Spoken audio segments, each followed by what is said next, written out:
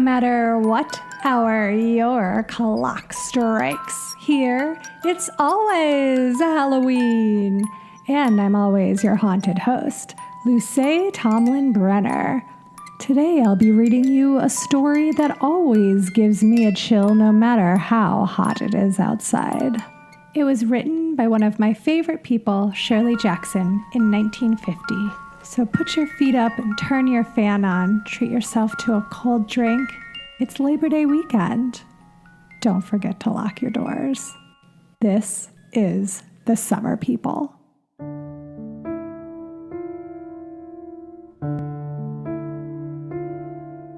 The Allisons' country cottage was 7 miles from the nearest town and set prettily on a hill. From 3 sides it looked down on soft trees and grass that seldom, even at midsummer, lay still and dry. On the 4th side was the lake, which touched against the wooden pier the Allisons had to keep repairing, and which looked equally well from the Allisons' front porch, their side porch, or any spot on the wooden staircase leading from the porch down to the water. Although the Allisons loved their summer cottage, looked forward to arriving in the early summer, and hated to leave in the fall, they had not troubled themselves to put in any improvements regarding the cottage itself and the lake as improvement enough for the life left to them. The cottage had no heat, no running water except the precarious supply from their backyard pump, and no electricity. For 17 summers, Janet Allison had cooked on a kerosene stove, heating all their water. Robert Allison had brought buckets full of water daily from the pump and read his paper by a kerosene lamp in the evenings. They had both, sanitary people, become stolid and matter-of-fact about their back house. In the first 2 years, they had gone through all the standard vaudeville and magazine jokes about the back house, and by now, when they no longer had frequent guests to impress, they had subsided to a comfortable security which made the back house, as well as the pump and the kerosene, an indefinable asset to their summer life. In themselves, the Allisons were ordinary people. Mrs. Allison was 58 years old and Mr. Allison 60. They had seen their children outgrow the summer cottage and go on to families of their own and seashore resorts. Their friends had either died or settled into comfortable year-round houses. Their nieces and nephews beg. In the winter, they told one another they could stand their New York apartment while waiting for the summer. In the summer, they told one another that the winter was well worthwhile, waiting to get back to the country.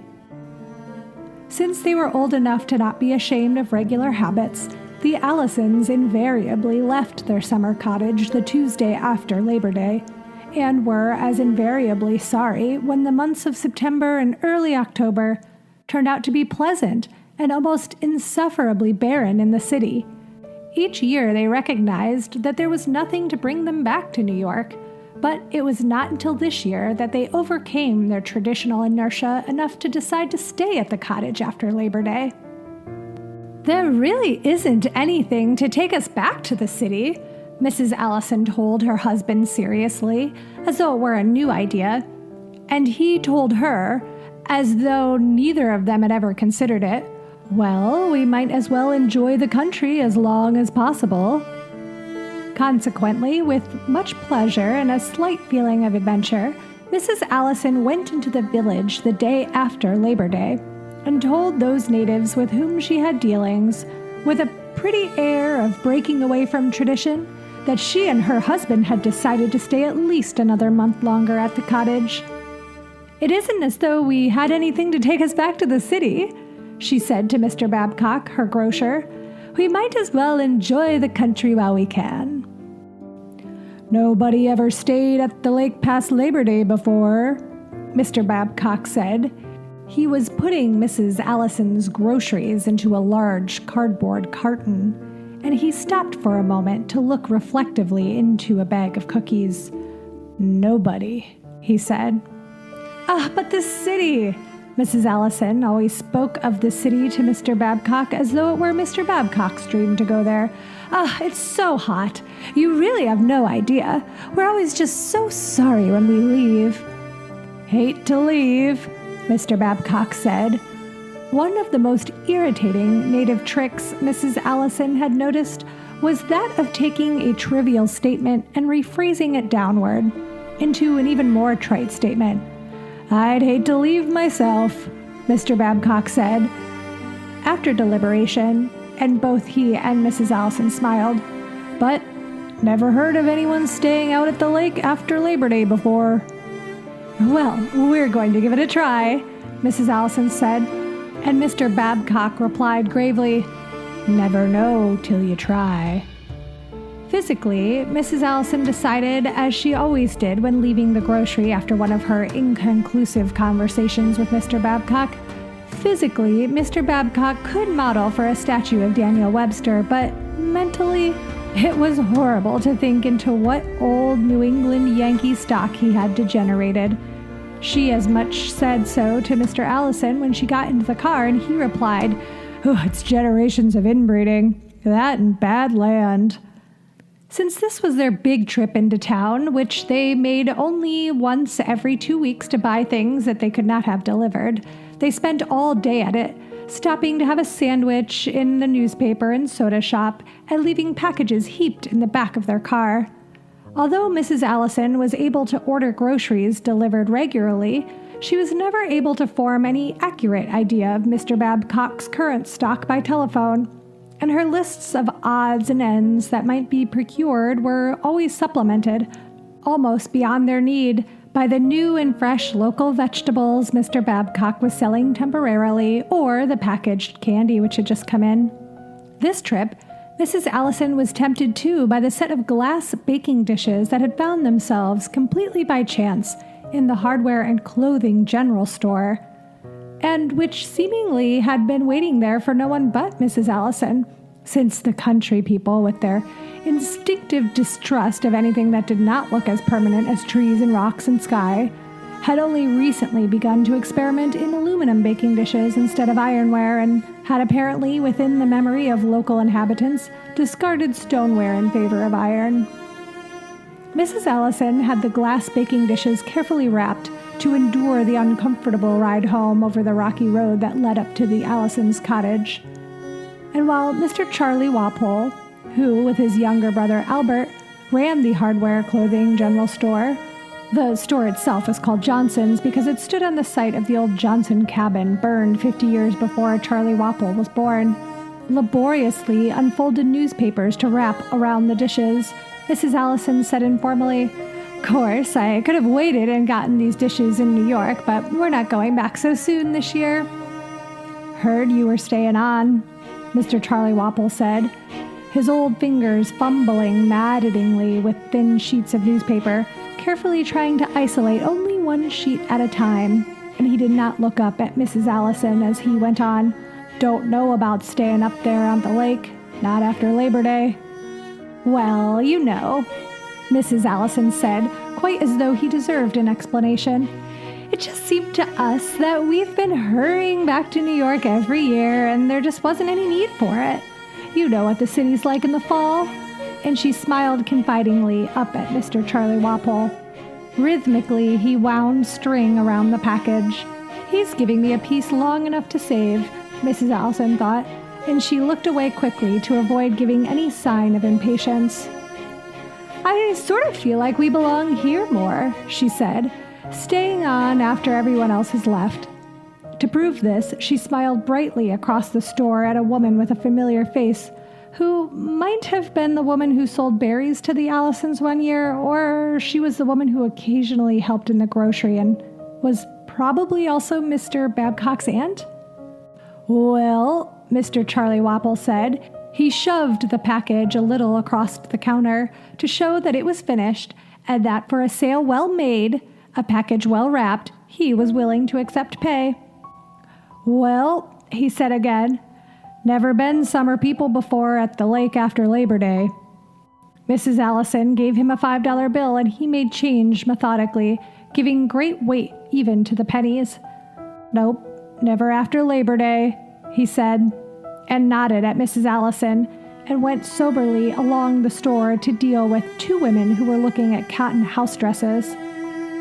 As Mrs. Allison passed on her way out, she heard one of the women say acutely, "Why is one of them dresses $1.39 and another one here is only 98 cents? They're great people," Mrs. Allison told her husband as they went together down the sidewalk after meeting at the door of the hardware store. "They're so solid, so reasonable, so honest."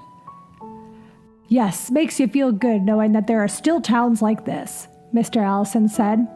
In New York, I might have paid a few cents less for these dishes, but there wouldn't have been any sort of personality in the transaction." "Staying on at the lake?" Mrs. Martin, the newspaper and sandwich shop woman, asked the Allisons. "Heard you were staying on." "Yes, we thought we'd take advantage of the lovely weather this year." Mrs. Martin was a comparative newcomer to the town. She had married into the newspaper and sandwich shop from a neighboring farm and had stayed on after her husband's death. She served bottled soft drinks and fried egg and onion sandwiches on thick bread, which she made on her own stove at the back of the store. Occasionally, when Mrs. Martin served a sandwich, it would carry with it the rich fragrance of the stew or pork chops cooking alongside for Mrs. Martin's dinner. "I guess I have never heard about anyone staying on so long before," Mrs. Martin said. "Not after Labor Day, anyway." "I guess Labor Day is when they usually leave," Mr. Hall, the Allisons' nearest neighbor, told them later in front of Mr. Babcock's store where the Allisons were getting into their car to go home. "I'm surprised you're staying on." "Oh, it seemed like a shame to go so soon," Mrs. Allison said. Mr. Hall lived 3 miles away. He supplied the Allisons with butter and eggs, and occasionally, from the top of their hill, the Allisons could see the lights in his house in the early evening before the Halls went to bed. "They usually leave after Labor Day," Mr. Hall said. The ride home was long and rough, and it was beginning to get dark. Mr. Allison had to drive very carefully over the dirt road by the lake. Mrs. Allison laid back against the car seat, pleasantly relaxed after a day of what seemed whirlwind shopping compared with their day-to-day existence. The new glass baking dishes lurked agreeably in her mind, and the half-bushel of red eating apples, and the package of colored thumbtacks with which she was going to put up new shelf edging in the kitchen. "Good to get home," she said softly as they came in sight of their cottage, which was silhouetted above them against the sky. "Glad we decided to stay on," Mr. Allison agreed. Mrs. Allison spent the next morning lovingly washing her baking dishes, although, in his innocence, Charlie Wapple had neglected to notice the chip in the edge of one. She decided wastefully to use some of the red eating apples in a pie for dinner, and while the pie was in the oven and Mr. Allison was going down to get the mail, she sat out on the little lawn the Allisons had made at the top of the hill and watched the changing lights on the lake, alternating gray and blue as clouds moved quickly across the sun. Mr. Allison came back a little out of sorts. It always irritated him to walk the mile to the mailbox on the state road and come back with nothing, even though he assumed that walk was good for his health. This morning, there was nothing but a circular from a New York department store and their New York paper, which arrived erratically by mail from 1 to 4 days later than it should, so on some days the Allisons might have 3 papers and frequently none. Mrs. Allison, although she shared with her husband the annoyance of not having mail when they so anticipated it, pored affectionately over the department store circular and made a mental note to drop in at the store when she finally went back to New York and check on that sale of wool blankets. It was hard to find good ones in pretty colors nowadays. She debated saving the circular to remind herself, but after thinking about getting up and going into the cottage to put it away safely somewhere, she dropped it into the grass behind her chair and lay back, her eyes half closed. "Looks like we might have some rain," Mr. Allison said, squinting at the sky. "Good for the crops," Mrs. Allison said laconically, and they both laughed. The kerosene man came the next morning while Mr. Allison was down getting the mail.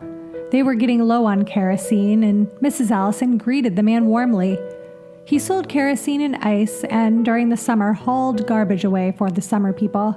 A garbage man was only necessary for city folk. Country people had no garbage. "Oh, I'm glad to see you," Mrs. Allison told him. "We're getting pretty low."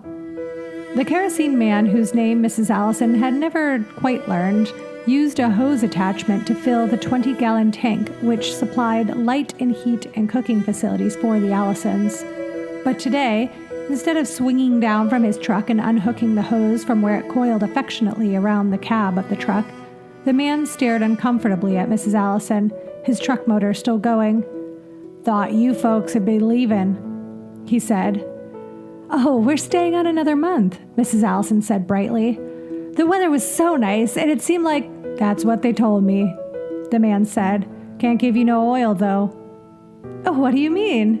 Mrs. Allison raised her eyebrows. "We're just going to keep on with our regular after Labor Day," the man said. "I don't get so much oil after Labor Day."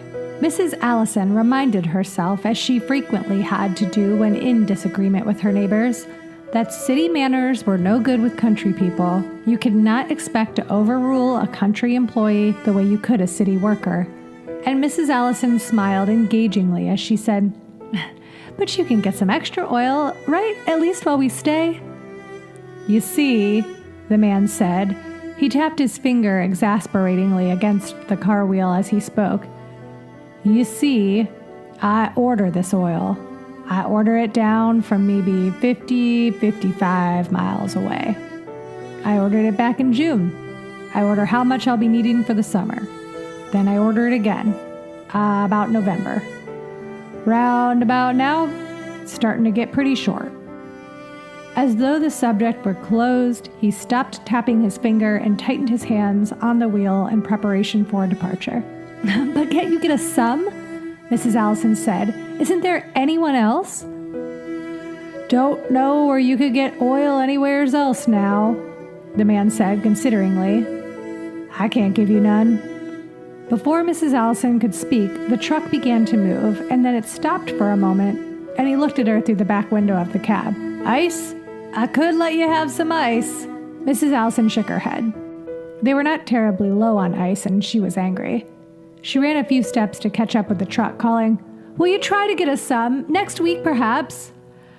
"Don't seize a can," the man said. "After Labor Day is harder." The truck drove away, and Mrs. Allison, only comforted by the thought that she could probably get kerosene from Mr. Babcock or, at worst, the Halls, watched it go with anger.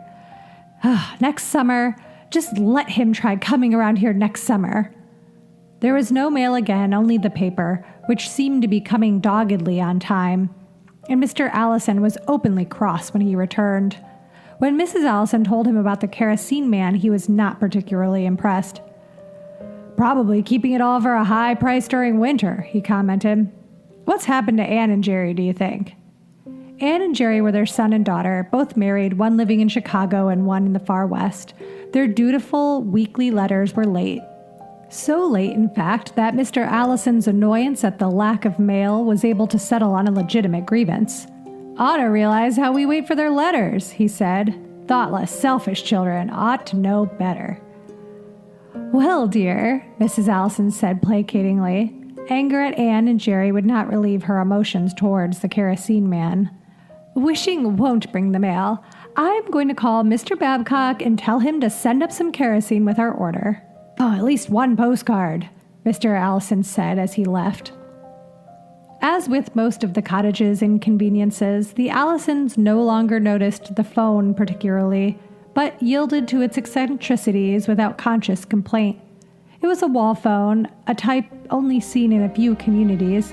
In order to get the operator, Mrs. Allison first had to turn the side crank and ring once.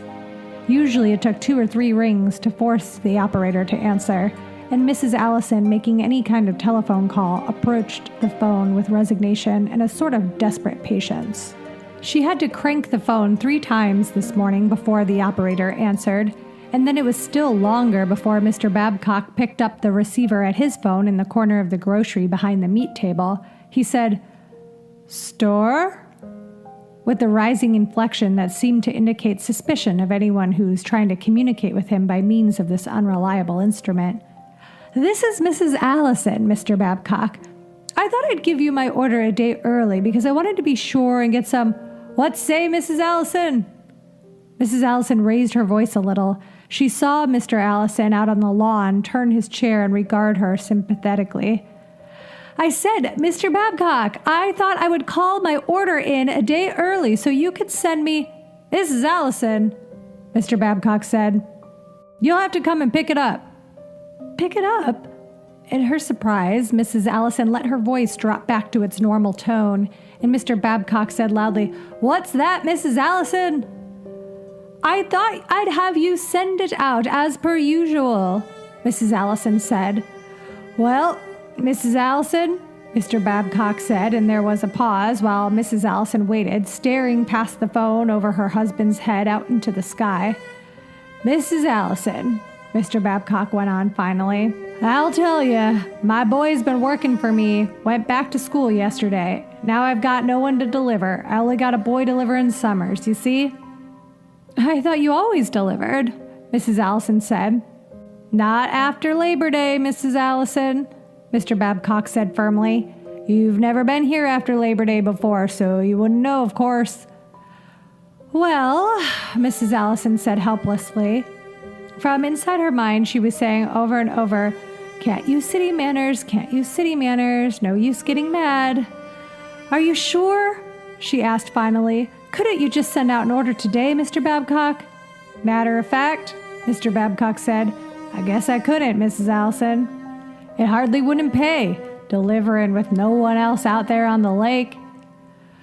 "Oh, well, what about Mr. Hall?" Mrs. Allison said suddenly. "The people who live about 3 miles away from us out here, Mr. Hall could bring it out when he comes." "Hall?" Babcock said. "John Hall? They've gone up to visit her folks upstate, Mrs. Allison." "But they bring us all of our butter and eggs," Mrs. Allison said, appalled. "Left yesterday. Probably didn't think you folks were going to stay on up there." "But I told Mr. Hall," Mrs. Allison started to say and then stopped. "I'll send Mr. Allison to get some groceries tomorrow afternoon," she said. "You got all you needed till then," Mr. Babcock said, satisfied. It was not a question, but a confirmation. After she hung up, Mrs. Allison went slowly out to sit in her chair next to her husband. "He won't deliver." "You'll have to go in tomorrow. We just have enough kerosene to last until you get back." "Oh, he should have told us sooner," Mr. Allison said. It was not possible to remain troubled long in the face of the day. The country had never seemed more inviting, and the lake moved quietly below them. Among the trees, with their almost incredible softness of a summer picture, Mrs. Allison sighed deeply. In the pleasure of possessing for themselves that sight of the lake, with the distant green hills beyond, the gentleness of the small wind through the trees. The weather continued fair. The next morning, Mr. Allison, duly armed with a list of groceries with kerosene in large letters at the top, went down the path to the garage, and Mrs. Allison began another pie in her new baking dishes. She had to mix the crust and was starting to pare the apples when Mr. Allison came rapidly up the path and flung open the screen door into the kitchen.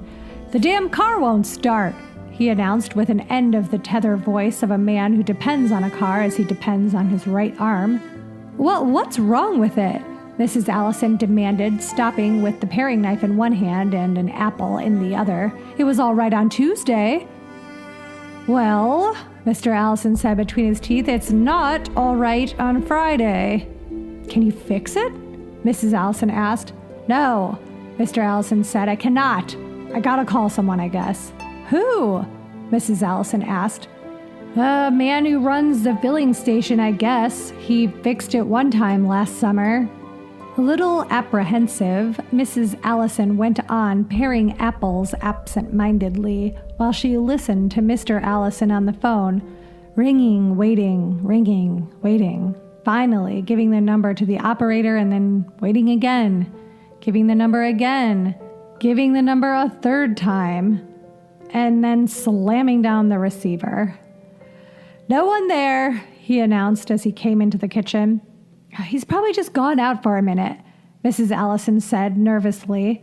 She was not quite sure what made her so nervous, unless it was the possibility of her husband losing his temper completely. "He's there alone, I imagine, so if he goes out, there's no one to answer the phone." "That must be it," Mr. Allison said with heavy irony. He slumped into one of the kitchen chairs and watched Mrs. Allison paring apples. After a minute, Mrs. Allison said soothingly, "Why don't you go down and get the mail and then we'll call him again?" Mr. Allison debated and said, "Oh, guess I might as well." He rose heavily, and when he got to the kitchen door, he turned around and said, "But if there's no mail," and he left an awful silence behind him as he went off down the path. Mrs. Allison hurried with her pie. Twice she went to the window to glance at the sky to see if clouds were coming. The room seemed unexpectedly dark, and she herself felt in a state of tension that precedes a thunderstorm. Both times when she looked at the sky, it was clear and serene, smiling indifferently down on the Allison summer cottage as well as on the rest of the world. When Mrs. Allison, her pie ready from the oven, went a third time to look outside, she saw her husband coming up the path. He seemed more cheerful, and when he saw her, he waved eagerly and held a letter in the mail. "From Jerry," he called as soon as he was close enough for her to hear him. At last, a letter." Mrs. Allison noticed with concern that he was no longer able to get up the gentle slope of the path without breathing heavily. But then he was there in the doorway holding out the letter. "I saved it until I got here," he said. Mrs. Allison looked with an eagerness that surprised her on the familiar handwriting of her son. She could not imagine why the letter excited her so, except for that it was the first one that they had received in so long. It would be a pleasant letter, full of doings of Alice and the children, reporting progress with his job, commenting on the recent weather in Chicago, and closing with love from all. Both Mr. and Mrs. Allison could, if they wished, recite a pattern letter from either of their children. Mr. Allison slit the letter open with great deliberation, and he spread it out on the kitchen table, and they leaned down to read it together. "Dear Mother and Dad," it began, in Jerry's familiar, rather childish handwriting. "Am I glad this goes to the lake as usual. We always thought you two came back too soon and ought to stay up there as long as you could. Alice says that now that you're not as young as you used to be and have no demands on your time, fewer friends, etc. in the city, you ought to get out and have what fun you can. Since you two are both happy up there, it's a good idea for you to stay." Uneasily, Mrs. Allison glanced sideways at her husband. He was reading intently, and she reached out and picked up the empty envelope, not knowing exactly what she wanted from it. It was addressed, quite as usual, in Jerry's handwriting and was postmarked in Chicago. Of course, it was postmarked in Chicago, she thought quickly. Why would they want to postmark it anywhere else? When she looked down at the letter, her husband had turned the page, and she read on with him. "And, of course, now if they get measles, etc., they will be better off later. Alice as well, of course, me too. Been playing a lot of bridge lately with some people known as the Carruthers, nice young couple about our age. Well, we'll close now, as I guess it bores you to hear about things so far away. Tell Dad old Dixon in our Chicago office died. He used to ask about Dad a lot. Have a good time up at the lake, and don't bother hurrying back. Love from us all, Jerry."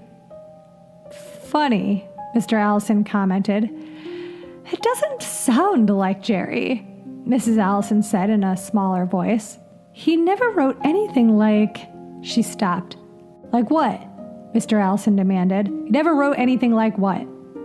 Mrs. Allison turned the letter over, frowning. It was impossible to find any sentence, any word even, that didn't sound like Jerry's regular letters. Perhaps it was only that the letter was so late, or the unusual number of dirty fingerprints on the envelope. "I don't know," she said impatiently.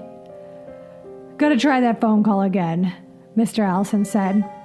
Mrs. Allison read the letter twice more, trying to find a phrase that sounded wrong. Then Mr. Allison came back and said very quietly, "Phone's dead." "What?" Mrs. Allison said, dropping the letter. phone's dead," Mr. Allison said. The rest of the day went quickly. After a lunch of crackers and milk, the Allisons went to sit outside on the lawn, but their afternoon was cut short by the gradually increasing storm clouds that came up and over the lake to the cottage. It was dark as evening by 4 o'clock. The storm delayed, however, as though in loving anticipation of the moment it would break over the summer cottage, and there was an occasional flash of lightning, but no rain. In the evening, Mr. and Mrs. Allison, sitting close together inside their cottage, turned on the battery radio that they had brought with them from New York. There were no lamps lighted in the cottage, and the only light came from the lightning outside and the small square glow from the dial of the radio. The slight framework of the cottage was not strong enough to withstand the city noises. The music and the voices from the radio and the Allisons could hear them far off echoing across the lake. The saxophones and the New York dance band wailing over the water. The flat voice of a girl vocalist going out into the clean country air. Even the announcer, speaking glowingly of the virtues of razor blades, was no more than an inhuman voice sounding out from the Allisons' cottage and echoing back, as though the lake and the hills and the trees were returning it unwanted. During one pause between commercials, Mrs. Allison turned and smiled weakly at her husband. "I wonder if we're supposed to do anything?" she said. "No," Mr. Allison said consideringly. "I don't think so. Let's just wait." Mrs. Allison caught her breath quickly, and Mr. Allison said under the trivial melody of the dance band beginning again, "The car had been tampered with, you know. Even I could see that." Mrs. Allison hesitated a minute and then said very softly, "I suppose the phone wires were cut." "I imagine so," Mr. Allison said. After a while, the dance music stopped, and they listened attentively to a news broadcast, the announcer's voice telling them breathlessly of a marriage in Hollywood, the latest baseball scores, the estimated rise in food prices during the coming week. He spoke to them in the summer cottage, quite as though they still deserved to hear the news of a world that no longer reached them, except through the fallible batteries on the radio, which were already beginning to fade almost as if they still belonged, however tenuously, to the rest of the world. Mrs. Allison glanced out the window at the smooth surface of the lake, the black masses of trees, and the waiting storm, and said conversationally, "I feel better about that letter of Jerry's. I knew when I saw the light down at the Hall's place last night," Mr. Allison said. The wind came up suddenly over the lake, swept around the summer cottage, and slapped hard at the windows of Mr. and Mrs. Allison.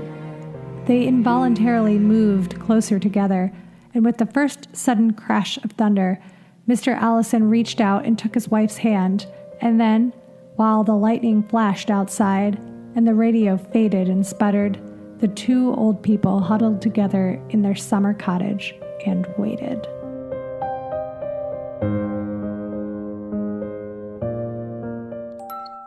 As you're wrapping up your summer vacations, dear lanterns, just remember, do not condescend to the locals. You're on their turf, and they have all the kerosene. I hope you enjoyed this menacing little tale filled with dread. If you're just dying for more Shirley Jackson and It's Always Halloween collaborations, you'll have to join our book club. This December, we'll be reading and discussing her classic novel, The Haunting of Hill House. You can also sign up for our bonus ghost story episodes and hear me read another one of her short stories entitled The Demon Lover. Do you have a favorite story by the incredible Shirley Jackson? Or a favorite ghost story in general that you'd like to share with your fellow lanterns? Maybe you've seen a real ghost, perhaps? Let us know by calling the All Hallows Hotline at 802-532-DEAD. Or you can drop us a line and write us that eeeekmail at itsalwayshalloweenpodcast@gmail.com. The Summer People was written by Shirley Jackson in January 1950. It was performed by me, your forever haunted host, Luce Tomlin Brenner, with original sound design, theme music, and editing by my co-producer, Pete Burns. Thanks, Pete. Every episode of It's Always Halloween is made possible by the Patreon Ghoul Gang. If you love It's Always Halloween and want to help us produce the podcast, plus get a whole trick-or-treat bag stuffed full of goodies year-round, sign up at patreon.com/itsalwayshalloween or click the Patreon link in our show notes. There you'll also find our tip jar, our Redbubble, our local Lantern Society forum, and our Instagram. You can also support us by leaving a 5-star written review so that other like-minded ghouls can find us. Thank you so much for listening to yet another episode of It's Always Halloween. And come back next time, unless you use a city voice with the country folk.